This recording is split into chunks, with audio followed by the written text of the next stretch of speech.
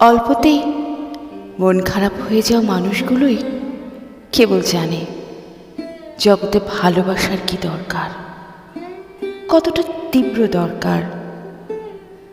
জীবনের দহন পথ জুড়ে একা একা ছায়াহীন হেঁটে যাওয়া ক্লান্ত কোনো পথিকই কেবল জানে মমতা আর ভালোবাসায় বিস্তৃত কোনো বৃক্ষের ছায়া জীবনে কত প্রয়োজন, কত।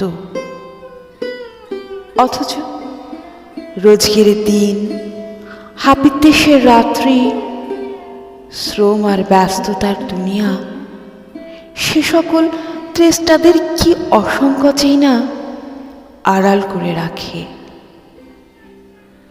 বুকের ভেতরের জল জমে গিয়ে কঠিন বরফ হতে হতে ক্রমশই পাথর হয়, শক্ত কঠিন পাথর। কিন্তু কখনো কখনো কেউ কেউ জানে খানিক মমতার স্পর্শ, খানিক নরম গলায় আদরে ডাক,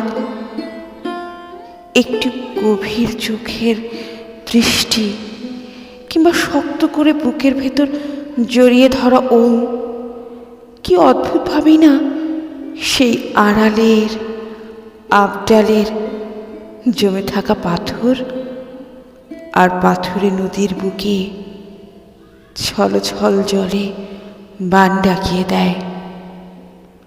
কি অদ্ভুত, কেবল জলই জানে ভালোবাসা কত তীব্র, মমতা কত প্রগাঢ়।